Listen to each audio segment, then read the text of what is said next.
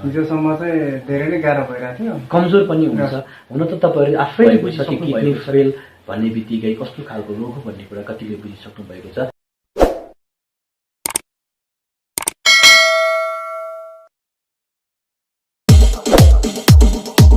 पीडाको औषधि नै सङ्गीत हो हाम्रो नारा, घुम्दै र गाउँदै अनि रम्दै संसार सारा। पीडाको औषधि नै सङ्गीत हो हाम्रो नारा, घुम्दै र गाउँदै अनि रम्दै संसार सारा। आउन सँगै गरौँ यात्रा, सुरु गरौँ सँगै गरौँ यात्रा, सुरु गरौँ हाम्रो यात्रा। हामी यात्री, हाम्रो यात्रा। यहाँहरू सम्पूर्णलाई नमस्ते अनि नमन टक्राउन चाहन्छु। जति पनि यात्रा परिवारको यात्रा आधिकारिक युट्युब च्यानल हेरिराख्नु भएको तपाईँ तमाम दर्शक माझमा। श्रोता, आज हामी एउटा विशेष भिडियोको साथमा उपस्थित भएको छु।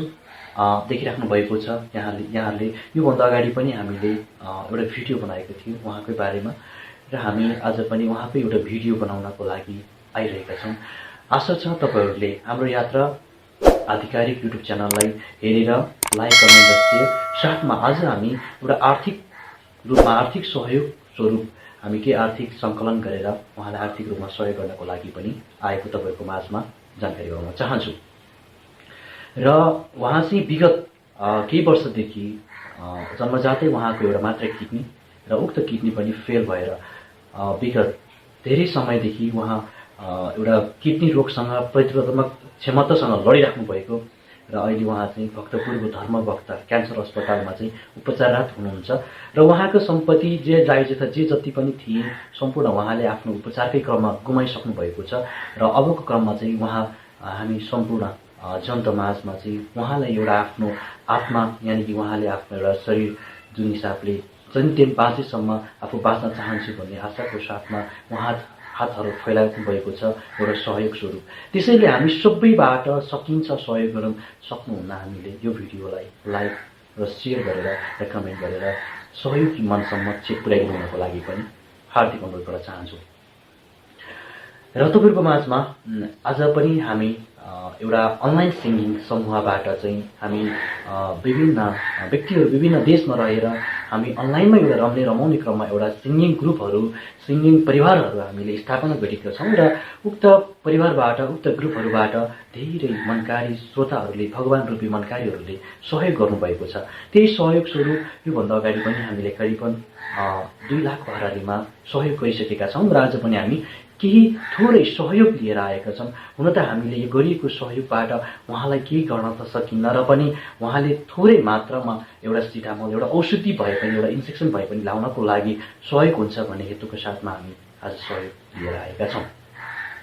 र तपाईँको माझमा म केही सहयोगहरू प्रस्तुत गर्न गइरहेका छौँ। र जति पनि मनकारी मनहरूले सहयोग गर्नुभएको छ उहाँहरूको म नाम एकचोटि दिन चाहन्छु र उहाँहरूलाई म सम्झिन चाहन्छु।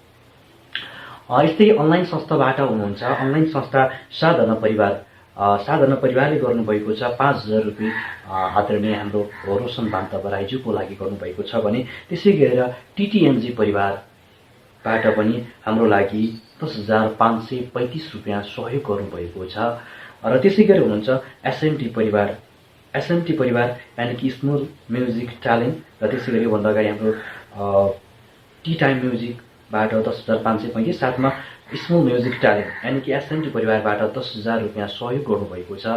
भगवान रूपी मनहरूप्रति पनि उच्च सम्मानका शब्दहरू ज्ञापन गर्न चाहन्छु। त्यसै गरेर हाम्रो यात्रा परिवारमै आबद्ध समीर राजवंशीज्यूले पनि, जो उहाँ मलेसियामा हुनुहुन्छ र उहाँले पनि आफ्नो थोपा पसिनाबाट कमाउनु भएको केही कमाइ स्वरूप उहाँले 5,000 रुपियाँ सहयोग गर्नुभएको छ। र त्यसै गरेर रोमानियाबाट हुनुहुन्छ आदरणीय कर्म शेर्पा ज्यू हुनुहुन्छ, जो उहाँले योभन्दा अगाडि पनि हाम्रो अगाडिको भिडियोमा पनि उहाँले 5,000 रुपियाँ सहयोग गर्नुभएको छ भने आज पनि उहाँले 12,000 रुपियाँ सहयोग गर्नुभएको छ। र मैले आज टोटल 22,535 रुपियाँ चाहिँ आदरणीय रोशन बान्ता बराइज्यूलाई हस्तान्तरण गर्न गइरहेका छौँ। यतिखेरको समयमा चाहिँ जति पनि साथीहरूले हेरिराख्नु भएको छ तपाईँहरूले पनि यसरी नै सहयोग गरिदिनुहुन्छ र यो अपेक्षा भोलिको दिनहरूमा तपाईँको नामलाई पनि म यसरी नै अनाउन्स गर्नेछु। म यतिखेरको समयमा चाहिँ यो पैसा मैले जति भनेको थिएँ 22,535 रुपियाँ चाहिँ म हस्तान्तरण गर्न चाहन्छु आदरणीय रोशन बान्चाज्यूको हातमा। ओके आन्टी पनि यता एकछिन आउनुहोस् न।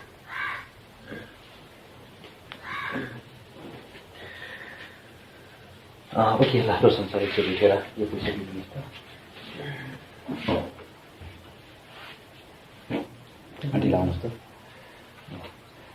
पक्कै पनि हेरिराख्नु भएको छ तपाईँहरूले यो लिनु होला है त।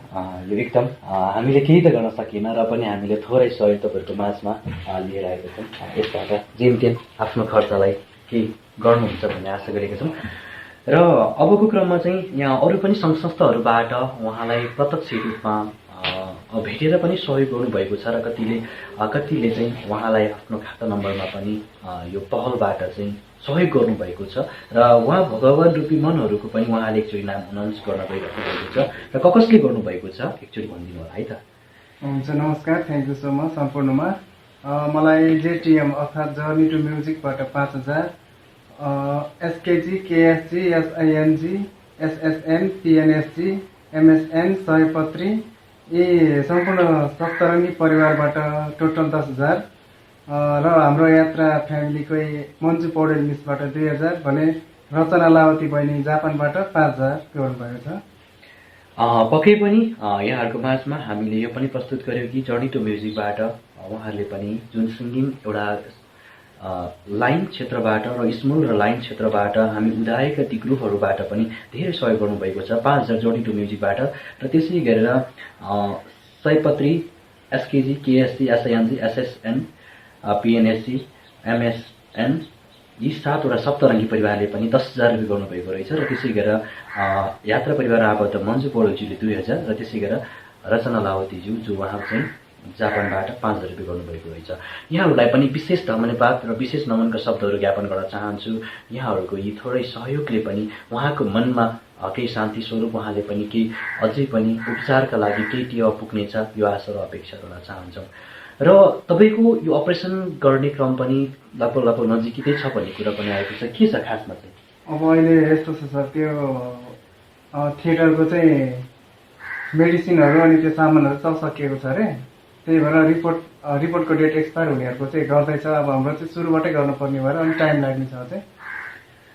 टाइम लाग्छ भन्ने बित्तिकै कति अझै धेरै समय लाग्ने, यो तपाईँको समय लागिरहन्छ, टाइम लागिराख्नु भनेको त तपाईँले डायलिसिस गरिराख्नु पऱ्यो। डायलिसिस भन्ने बित्तिकै तपाईँको खर्चहरू त धेरै बढिराख्दछ, यसमा के छ खासमा अब चाहिँ? त्यो डायलिसिसको चाहिँ अहिले फ्री छ सर, अनि अरू खर्च हुन्छ। डायलिसिस गरेको मात्रै फ्री छ, अरू सबै पैसा पर्छ। डायलिसिस त गर्नुहुन्छ, यसको अलावा तपाईँले औषधिहरू घरमा ल्याएर खानुपर्ने यस्तोहरू छ कि छैन? छ सर, त्यसको चाहिँ आफैले गर्नुपर्छ। आफै गर्नुपर्छ। पक्कै पनि हेरिराख्नु भएको छ। जति उहाँको अपरेसन ढिलो हुँदै गयो त्यति नै उहाँको खर्चहरू पनि बढिराख्ने देखिराख्नु भएको छ। अपरेसनको लागि कति भन्नुभएको छ डाक्टरले? यति भएर तोकेको छैन, सायद 15-20 लाख लाग्छ होला सर। अझै पनि 15-20 लाखको हाराहारीमा हुनुहुन्छ लाग्ने त्यो अनुमान गर्नुभएको छ। र योभन्दा अगाडि जति पनि आफ्ना श्री सम्पत्तिहरू थियो सबै त गुमाइसक्नुभयो, अझै पनि 15-20 लाखको हाराहारीमा हुनुहुन्छ। यसको कसरी जोख गर्दै हुनुहुन्छ यसको लागि चाहिँ? अब यसको लागि त खोइ सर, अब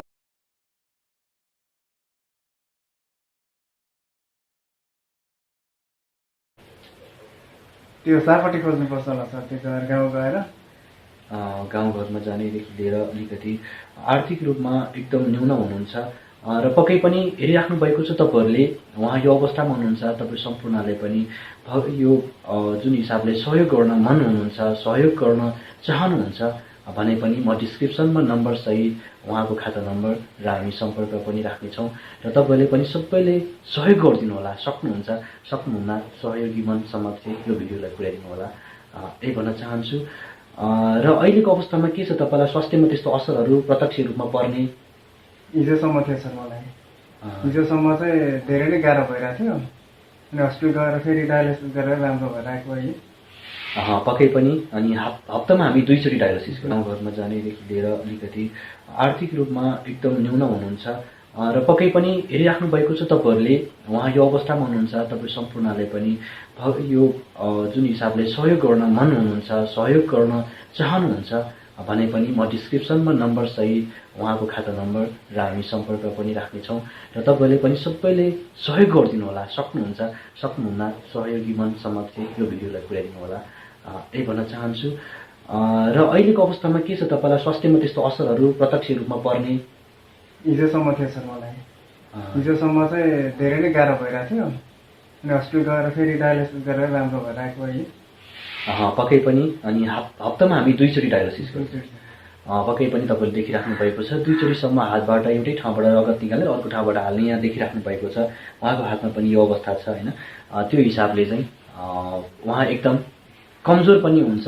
हुन त तपाईँहरूले आफैले बुझिसक्नु भएको छ कि किडनी फेल भन्ने बित्तिकै कस्तो खालको रोग हो भन्ने कुरा कतिले बुझिसक्नु भएको छ। ओके, जति पनि अहिले हेरिराख्नु भएको छ विशेष धन्यवाद दिन चाहन्छु। आशा छ तपाईँ हामी सबै मिलेर उहाँलाई बचाउन सकौँ भन्ने यो आशा अपेक्षा गर्दछौँ र भगवान समक्ष पनि उहाँको आत्मरक्षाको कामना गर्न चाहन्छु। र थ्याङ्क यू यहाँ सम्पूर्णलाई। र फेरि पनि हामी आगामी दिनमा फेरि पनि केही आर्थिक सहयोग लिएर तपाईँहरूको माझमा उपस्थित हुनेछु भन्दै यतिखेरको समयमा थ्याङ्क यू विशेष धन्यवाद।